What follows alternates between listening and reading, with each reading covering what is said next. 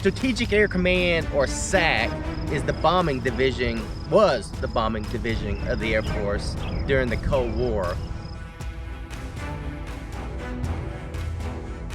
Hey, I'm Scotty with Simple Life Big Adventures, and here I am at the Strategic Air Command Museum in Omaha, Nebraska.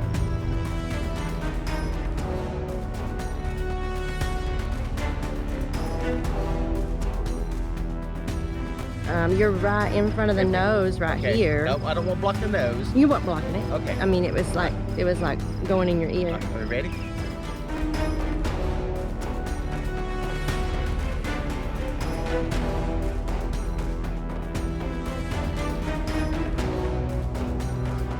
In 1989, while I was still in high school, I joined the Air Force. Shortly after I graduated in September, I was sent to basic training, and from basic training I went to Chanute Air Force Base in Illinois to get my training, where I became a jet engine mechanic. Shortly after leaving Chanute Air Force Base, they sent me to Wart Smith Air Force Base, Michigan. I was kind of devastated because I was so far away from home and I didn't really want to be so far up north in the cold. But I do believe that's where I found my love for the state of Michigan. While there at Michigan, I spent almost 3 years there and worked on B-52s and KC-135s, which both aircraft had the J57 engine in them.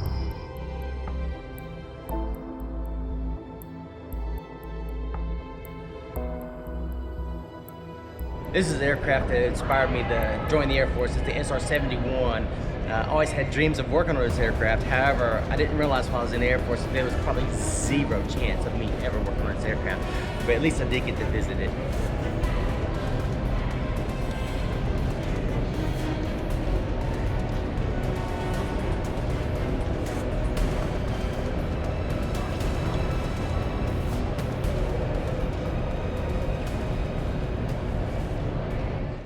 As you can see, s.a.c existed from 1946 to 1992. 1992 was actually when the Wart Smith Air Force Base closed, the Air Force Base I used to be stationed at. And the slogan for s.a.c was "Peace is our profession." On the real s.a.c emblem, he had a blue sky in the background, and the blue sky represented the fact that we had reached throughout the whole world, throughout the skies of the whole world. The clouds meant that s.a.c was all weather capable. No weather was going to ever hold s.a.c back. The iron fist represented strength. The lightning bolts represented destruction, and the olive branch represented peace.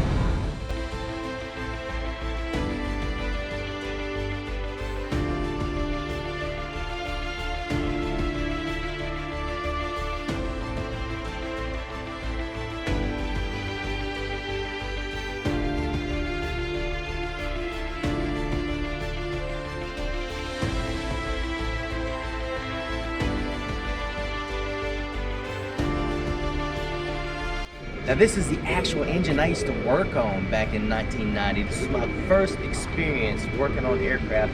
And I actually worked on the B-52 itself, just the engines.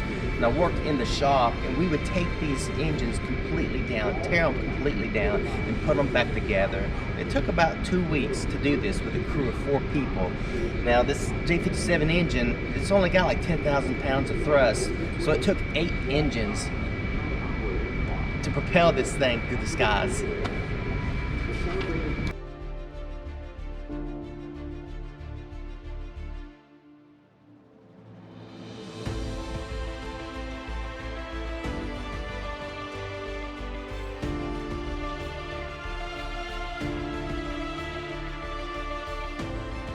The B-52 began service in 1953.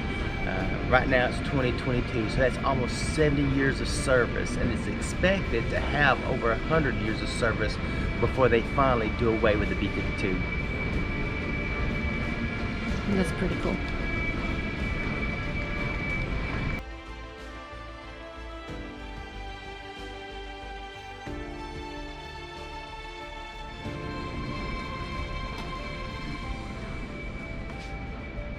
Wow.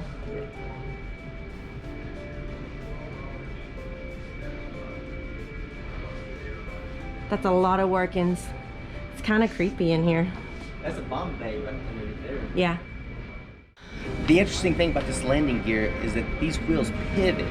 So if there's a real hard crosswind, the B-52 can come in, can land at an angle. However, its landing gear will still be straight with the flight line. This is a B-36, and this is a very fascinating aircraft. However, it was not a successful aircraft because the B-52 caused it to become extinct. The fascinating thing about this aircraft is that it is prop-driven with 6 engines, and the props are on the trailing edge of the wing, not the leading edge, the trailing edge. So it's very different than most aircraft. And as an afterthought, the props just wasn't enough to drive the aircraft, so they added jet engines on the tips of both wings. So that makes it a total of 10 engines, 6 props, and 4 jets to propel this aircraft. I didn't get the propellers on the other side. I walked around this way. Yeah, it's fascinating. Wow.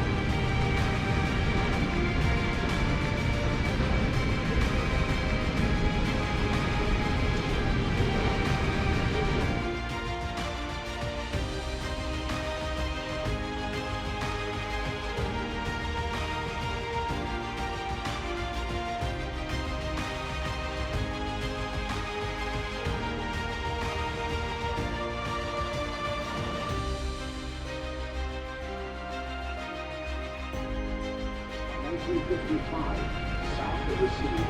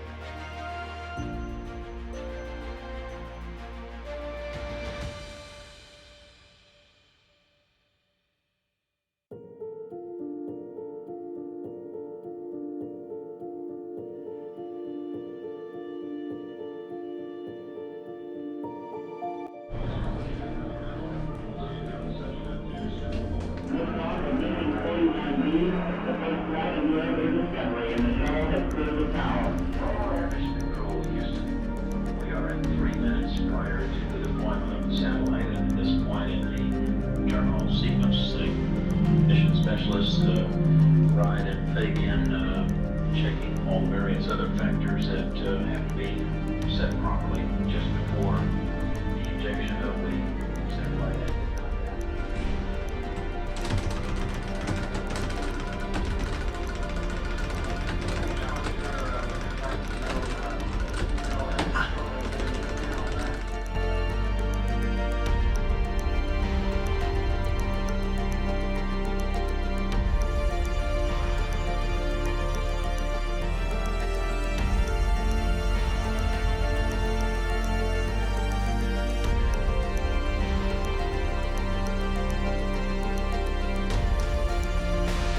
This is what they call an EC-135. It's very similar to the KC-135, which was the refuelers for the B-52s.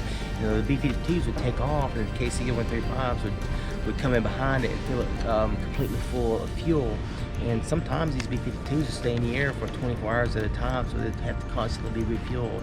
But I also worked on these KC-135s. They had the identical engine to the B-52, which was the J57 engine.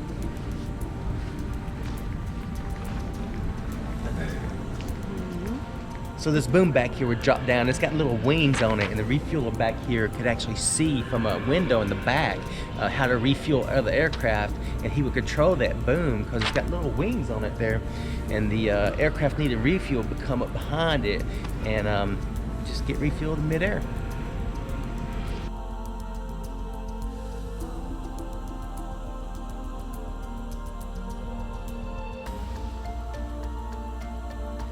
So this is pretty exciting. They've got a F-117 back here that they're working on, so hopefully in the future they will have it inside the museum, but we can only get a glimpse of it right now. As you can see, he's getting it cleaned up. So I'm excited about coming back and getting a close look at this 117 because I've never seen one up close before. This is the closest I've ever seen an F-117.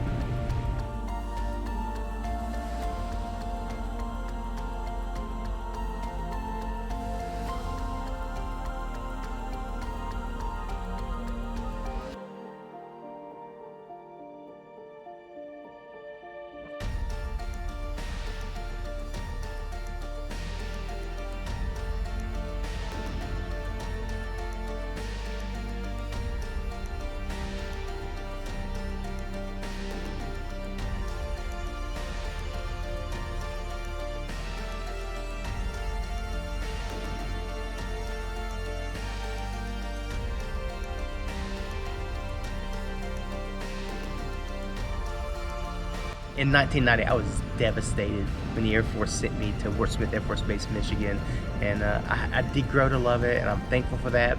If it hadn't been for that, I don't think I would have ever discovered the state of Michigan, and it is our favorite state to explore now, other than our own state of Tennessee, and we'll be up in Michigan twice this year, so see you there soon.